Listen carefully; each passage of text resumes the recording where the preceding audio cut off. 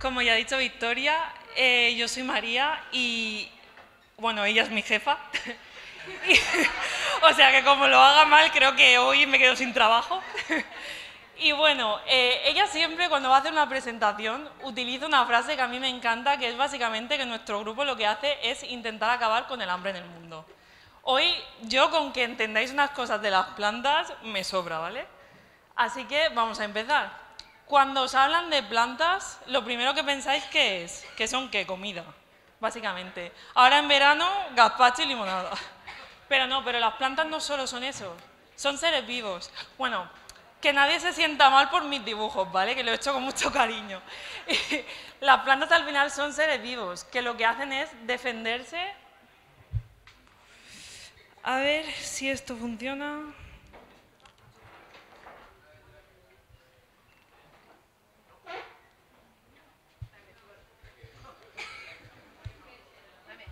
Espera. Sí, ya, vale. Lo que hacen es, están en contacto con muchos seres vivos que se los quieren comer. Y aparte también hay otras condiciones adversas como por ejemplo el sol, la humedad, que también les afectan. Bueno, yo aquí he introducido una cosa que es la araña roja, que no sé si alguna vez lo habéis visto, pero es una parte muy importante de mi investigación, entonces quería representarlo un poco. Entonces, se relacionan con su entorno. ¿Y cómo han sobrevivido tantos años? Pues porque tienen un sistema inmune como nosotros. Tienen unas defensas que se denominan defensas constitutivas, es decir, pase lo que pase, siempre van a estar ahí. Por ejemplo, aquí os he traído algún ejemplo. Este color rojizo que veis aquí lo que hace es proteger a las plantas frente a los rayos ultravioletas, mejor. Proteger a las plantas frente a los rayos ultravioletas. También lo que hacen es acumular sustancias que son perjudiciales para algunos bichos. Y además, no sé si alguna vez habéis intentado coger un higo chumbo, pero os pincha un poco, ¿verdad? Pues eso es otra defensa constitutiva. Y aparte de las constitutivas, tienen otras que se denominan defensas inducibles, que solo van a aparecer cuando el bicho, por ejemplo, está ahí. Entonces, ellas son capaces, no como nosotros, de reconocer a su atacante y también activar defensas que son específicas para ellos. Con específicas me refiero a que, por ejemplo, en el caso de los bichos, ¿vale?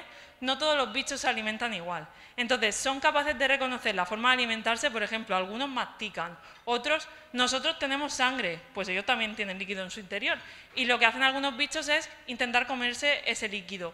E incluso otros lo que hacen es chupar el contenido celular. Y aparte de bichos, también puede reconocer a los patógenos. Con patógenos me refiero a bacterias, a hongos. Pues hay algunos patógenos que lo que hacen, no sé si alguna vez al abrir el frigorífico y coger una fresa, ¿habéis visto el moho este blanco que le sale?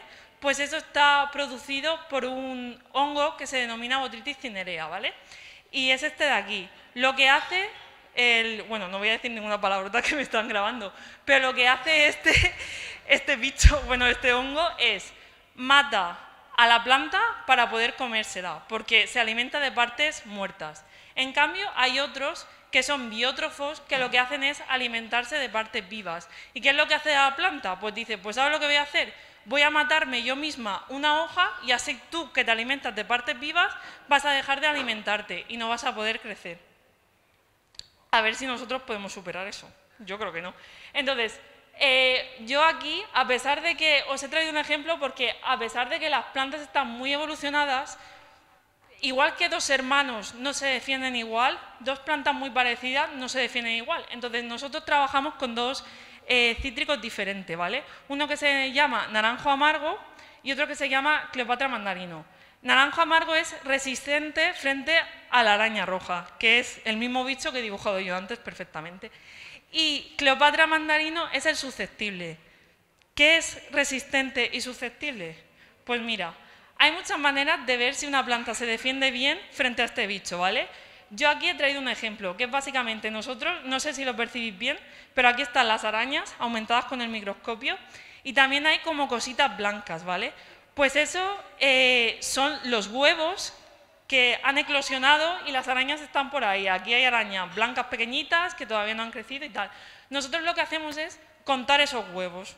Bueno, con deciros que he pasado de 2 de dioptría a 4,5, os lo digo ya todo. Entonces lo que hacemos es contar estos huevos y lo que hemos visto es que en el caso de amargo, de naranjo amargo, tiene menos cantidad de huevos que Cleopatra mandarín.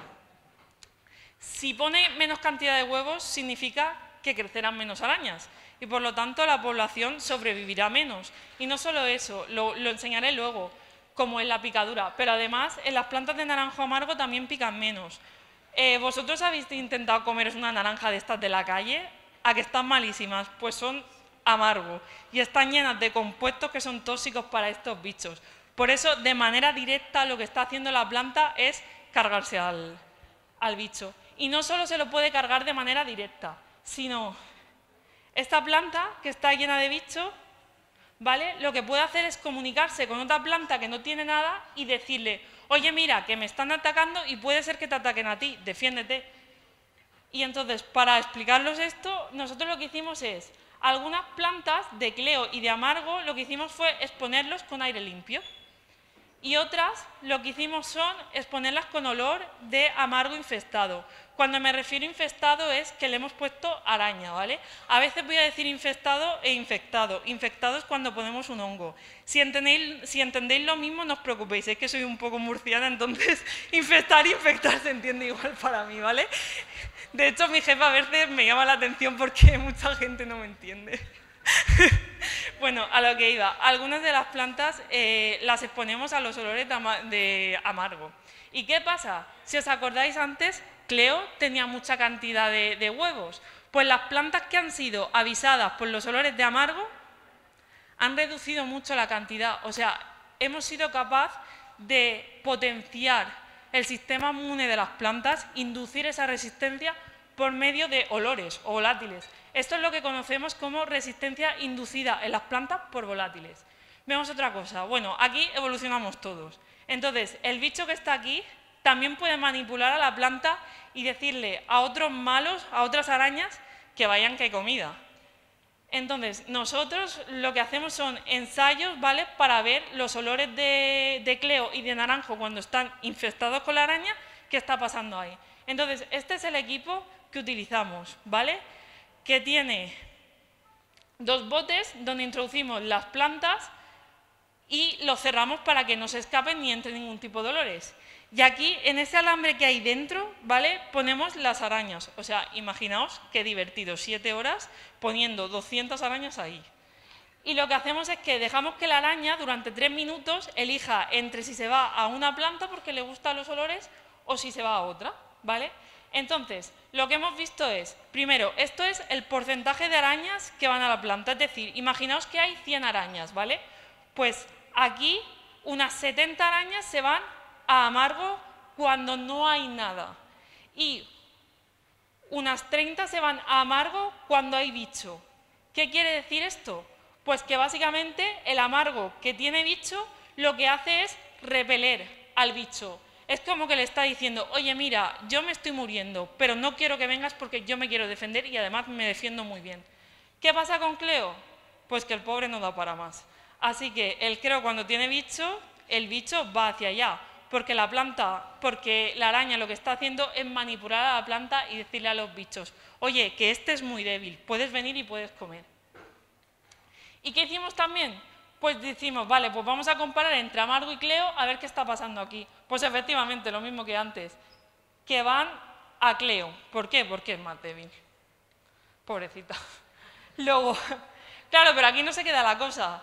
La planta de Cleo, en este caso de Cleo, porque al final es la que no se puede defender, lo que puede hacer es una llamada de auxilio a otros bichos que se denominan enemigos naturales que se pueden comer a la araña, ¿vale? Estos son los que vamos a conocer como los guardaespaldas, que son enemigos naturales, más que guardaespaldas yo los llamaría sicarios. Luego al final os enseñaré un vídeo de por qué es que se las comen, ¿vale? Entonces, ¿qué hicimos? Vale, nos olvidamos de amargo porque amargo es muy bueno. Entonces, vamos a Cleo. Pusimos plantas que tenían la araña ya y plantas que no la tenían. Y le dijimos al guardaespaldas que eligiera entre una de las dos. ¿Y a dónde se iban? Pues a la que tenía araña. ¿Por qué? Porque esta es la única oportunidad que tiene Cleo de defenderse, es decir, llamar a otro para que le ayude. Vale, ya hemos visto que podemos potenciar el sistema inmune de las plantas mediante olores, ¿vale? Que son al final compuestos químicos. Pues también se puede hacer con preciosas bacterias beneficiosas y hongos que también son buenos para la planta. Básicamente estos son nuestros seguros de hogar. Ayudan a la planta a enterarse mejor y además a defenderse mejor cuando llega el ataque. Entonces, empezamos con las bacterias beneficiosas, ¿vale? En este caso he puesto un ejemplo de bacteria endófita, que es el que está utilizando mi compañera Marta en su tesis, y es endófita porque vive dentro de la planta, endófita. Entonces, esto es una placa de cultivo donde ha crecido su bacteria, ¿vale? Ella sembró, ella puso el tallo y del tallo salió esta bacteria. Utiliza esta bacteria para poder reconocerla bien, porque hay veces que cuando manipulamos mucho los platos que utilizamos de cultivo, ahí crece de todo, porque en el aire hay de todo. Entonces, ella sabe perfectamente qué forma tiene esa bacteria. Entonces, ¿qué hizo ella? ¿Os acordáis de Botrytis, que tenía esta forma? Pues ella lo que hace es meter esta bacteria dentro de la planta, ¿vale? La deja, por ejemplo, 30 días y luego cuenta el daño que produce el bicho, bueno, en este caso el hongo, en las hojas, ¿vale? Estas son plantas control. Con control me refiero a que no han sido tratadas de ninguna manera. Pues podéis ver aquí el daño, que es bastante grande, porque además es una gotita muy pequeña. Y en el caso de las que tenían bacterias, es que prácticamente no se percibe. O sea que mediante este tipo de bacterias que son buenas para las plantas, podemos conseguir que una planta prácticamente sobreviva. Entonces, lo que utilizo yo son hongos micorrízicos. ¿Qué es esto? Pues un alien, básicamente. Este es un hongo bueno que tiene la peculiaridad que no puede vivir sin la planta. ¿Por qué? Porque no es capaz de fabricarse su comida, pero sí que es muy bueno, tiene pelitos que llegan a sitios del suelo donde no llega la planta. Entonces, ¿qué hace? Pues este llega a la raíz, penetra dentro y forma, no sé si lo veis, pero son circulitos y unas cosas más rectangulares que siguen la forma de las células de la raíz. Entonces, lo que hace es formar estas estructuras que son arbúsculos y vesículas y dice, vale, aquí yo te voy a dar ingredientes que he conseguido del suelo que tú no vas a poder conseguir. Y tú a mí me vas a dar la comida que te fabricas para que yo pueda seguir viviendo. Entonces, ¿qué más hace? Bueno, se está riendo porque el pobre tuvo un drama, ¿vale? Los hongos micorrízicos ayudan a las plantas a crecer mejor, ¿vale? Y aquí tenemos un ejemplo. Estos somos nosotros súper felices después de que yo compráramos plantas de cítrico de un invernadero. Estábamos súper felices, pero en realidad las plantas están hechas una mierda. Están muy amarillas, ¿vale? Se pudieron salvar. Y mi compañero hace poco, digamos que se quedó sin plantas, porque él también es un patógeno y se las carga, y compró otros cítricos que eran súper verdes, estaban súper bonitos. ¿Qué pasa? Que él estaba con la mosca detrás de la oreja de que eso era imposible, que no podían estar tan verdes. ¿Y qué hizo? Miró a ver si tenían micorriza y efectivamente las plantas tenían micorriza. O sea que no solo a nivel de laboratorio se trabaja con micorriza, es que estas relaciones llevan más de 90 millones de años y pasan de manera espontánea en la naturaleza. Spoiler, 600 plantas a la basura. Pero bueno, aquí tengo un ejemplo, ¿vale? Nosotros lo que hicimos fue micorrizar plantas de Cleo y otras control, otras no micorrizadas. Y contamos el número de huevos, como antes, y vimos que se reducía mucho. O sea, que estamos ayudando a potenciar el sistema inmune. ¿Qué más? Pues resulta que queríamos saber si esta micorriza podía ayudar a la planta a avisar no solo a otros compañeros, sino a otras plantas, a otras partes de la planta que no habían sido afectadas. Entonces, ¿qué hicimos? Pues pusimos araña en la parte de abajo, pusimos un trozo de algodón para separarlo de la parte de arriba, lo dejamos 3 días para que hubiera picadura y la planta respondiera a eso, y luego lo que hicimos fue poner araña durante 7 días, y luego coger esas hojas de arriba y ver el daño, a ver si esas hojas que habían sido avisadas estaban menos o más picadas. Y bueno, no sé si lo podéis apreciar, porque la verdad es que la picadura de araña cuesta un poco hacerse el ojo, pero aquí está una planta, bueno, una hoja que ha sido avisada, pero no micorrizada. Y si veis, es que está por toda la hoja. De hecho, normalmente lo que pasa es que a los 10 días o así, la planta tira la hoja porque ya no puede soportar eso. En cambio, aquí hay picadura, pero vemos que hay muy pocas en las plantas micorrizadas. O sea, es que una enzima ayuda la micorriza a sentir antes al bicho. Es que esto es prácticamente como una alarma de seguro, es que es lo mismo. Entonces, ¿y qué pasa con esos olores? ¿Qué pasaba antes? Que veíamos que iban a las cleo que tenía araña, porque era una planta muy débil y era muy susceptible y se podía manipular. Pues en este caso, cuando comparamos una planta micorrizada con una no micorrizada, ambas con bicho, se iba a la no micorrizada. O sea, en este caso, el bicho ya no puede manipular a la planta. Ahora es más fuerte que él. Y luego, ¿qué hicimos? Compararlo con nuestro potente amigo naranjo amargo. Nada. Esto significa que no hay diferencias, o sea, casi 50-50, iban lo mismo a un lado que otro. O sea, en este caso, esta planta, la Cleo, estaba imitando el comportamiento de repelente que tenía el amargo. Y luego, ¿qué quisimos ver? ¿Qué pasaba con ¿Qué pasaba con nuestros guardaespaldas? Entonces, en el caso de... Bueno, antes solo había una respuesta cuando la planta tenía bicho ahí adentro. Pues en este caso no. En este caso hemos visto que las cleos micorrizadas, cuando no hay nada, son capaces de atraer al bicho bueno, al guardaespaldas, y decirle, oye, ven aquí por si acaso pasa algo y estate conmigo. No me preguntéis por qué pasa esto, porque todavía no tenemos ni idea. Pero a lo mejor en un futuro lo sabremos. Vale, y luego, ¿qué hicimos? Tenemos colaboradores que trabajan con arañas de Francia y de Grecia. Entonces, lo que hicimos es, vale, vamos a dejaros nuestro hongo para ver lo que pasa con las arañas que están criadas en otras partes del mundo. Y no he querido poner la gráfica, pero en los tres casos, en España, en Francia y en Grecia, el número de picaduras y el número de huevos se redujo un montón en las plantas micorrizadas. Además, en este caso no son plantas de cítricos, sino que son plantas de tomate, o sea que no solo funciona para un tipo de planta, sino para muchas. Vale, ¿y qué hizo Marta? Pues cogió su bacteria y la juntó con micorriza y ahora las metió allí dentro como si fuera un cóctel molotov. ¿Y qué es lo que vio? Todo esto es frentabotritis, ¿eh? Lo que vio es que la bacteria y la micorriza juntas disminuían un montón el porcentaje de daño de las hojas del hongo botrytis. Aquí en medio lo que falta es que la bacteria y la micorriza por solos también disminuían ese daño, pero era mucho menor que la combinación. O sea, que se dan de la mano totalmente. Y bueno, para que os lo llevéis a casa, ahora ya sabemos que las plantas tienen un sistema inmune que está muy desarrollado, les permite reconocer a su atacante muy bien e incluso pueden comunicarse con otras plantas y también para que les hagan de guardaespaldas. Y además se puede potenciar el sistema inmune de las plantas utilizando compuestos químicos o incluso organismos beneficiosos que sirven como una alarma de seguros.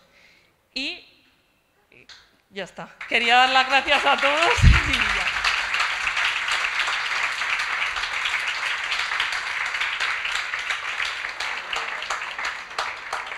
No sé si poner, Victoria, el vídeo del asesinato.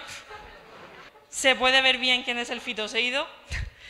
Es transparente. Sí. Y mientras que está comiéndose a la araña y está chupándole todo el contenido, se va volviendo rojo. O sea, se va volviendo del color del que se está comiendo. Y por eso he dicho que más que un guardaespaldas es un sicario, porque es que literalmente lo deja hecho una pelota de fútbol deshinchado.